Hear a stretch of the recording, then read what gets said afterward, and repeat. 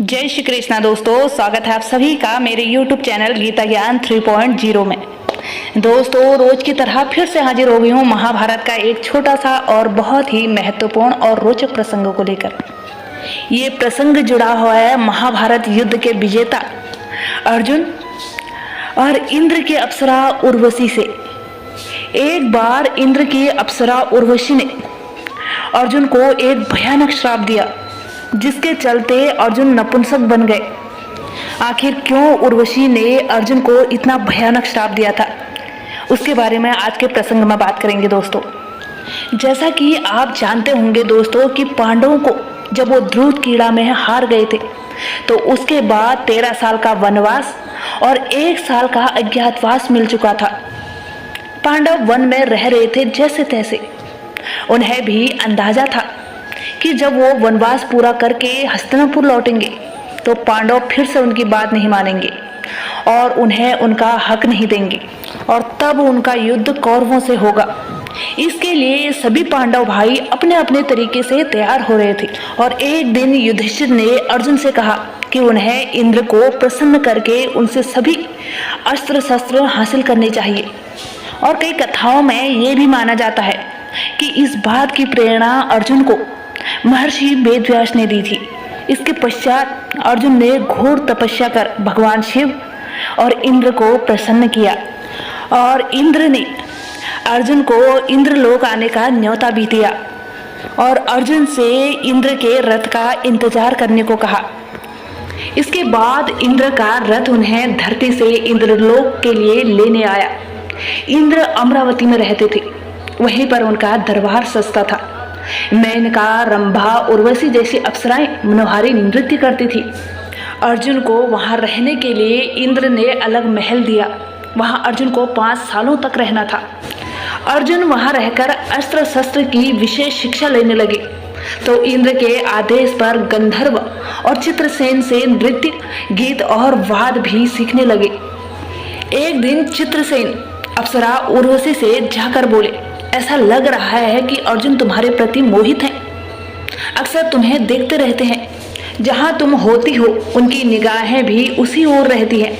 ऐसा लगता है कि तुम उनके दिल में उतर गई हो। तुम्हें उनसे मिलना चाहिए। ये सुनते ही उर्वशी खुश हो गई, क्योंकि वो खुद मन ही मन अर्जुन को प्यार करने लगी थी। जब चित्रसेन ने ये बात कही तो उसे लगा कि अब उसे अर्जुन से मिलकर प्रेमालाप करने का समय आ गया है। मन ही मन सोचा कि मैं आज ही सज धस कर अर्जुन के पास जाऊंगी। तब उर्वशी ने खास श्रृंगार किया और अर्जुन के महल की ओर चल पड़ी। आज उसकी चाल में बला की लई थी। वो आकर्षक लग रही थी, बहुत खूबसूरत लग रही थी। उसने द्वारपाल से कहा कि अर्जुन से जाकर बता दे कि उर्वशी आई है। तो अर्जुन शंकित हो उठे कि आज न जाने क्या होने वाला है। अप्सरा उर्वशी यहाँ क्यों आई है? उन्होंने अभिवादन किया और पूछा, आप यहाँ कैसे आई, क्या आज्ञा है?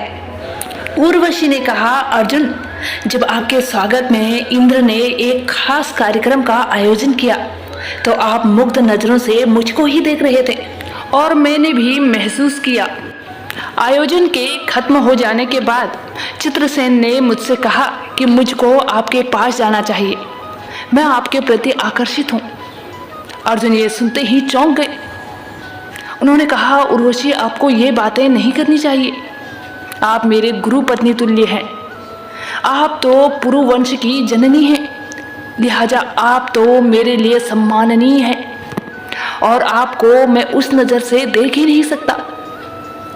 उर्वशी ने इस पर भी अर्जुन के प्रति अपना प्यार उड़ेलते हुए कहा, अप्सराएं किसी नियम के अधीन नहीं होती। पुरुवंश के पुत्र और पौत्र में जो भी स्वर्ग आता है वह हमारे साथ मिलन करता है। तुम मेरी इच्छा पूरी करो। अर्जुन ने फिर उर्वशी को निराश करते हुए कहा, आप मेरे लिए माँ की तरह पूजनीय हैं और मैं आपके पुत्र समान हूँ। ये सुनते ही उर्वशी क्रोध से कांपने लगी। उसने कहा, मैं तो बहुत उम्मीद से चित्रसेन के कहने पर तुम्हारे पास आई थी। तुमने मेरा आदर नहीं किया। मैं तुम्हें श्राप देती हूँ कि अब तुम सम्मानहीन नपुंसक होकर स्त्रियों के बीच ही रहोगे। ये कहकर उर्वशी नाराज होकर वहाँ से चली गई। जब ये बात इंद्र को पता लगी तो उन्होंने उर्वशी को बहुत समझाया। इंद्र ने कहा, अर्जुन तुम्हें माँ तुल्य मानता है, एक माँ अपने पुत्र को ऐसा श्राप कैसे दे सकती है। अर्जुन ने जो भी बोला सोच समझ कर बोला। इन बातों से उर्वशी को अपनी गलतियों का एहसास हुआ तो उसने अर्जुन से जाकर माफ़ी मांगी और कहा, ये श्राप उम्र भर न रहकर सिर्फ 1 वर्ष के लिए होगा और इस श्राप को तुम अपने मन मुताबिक उपयोग कर सकते हो और ये श्राप नहीं तुम्हारे लिए वरदान सिद्ध होगा और उस 1 वर्ष के तुरंत बाद तुम्हें पुरुष तत्व मिल जाएगा।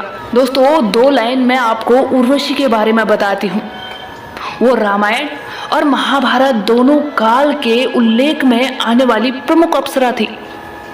उन्हें सभी अप्सराओं में से सबसे सुंदर और एक कुशल नर्तकी माना जाता था।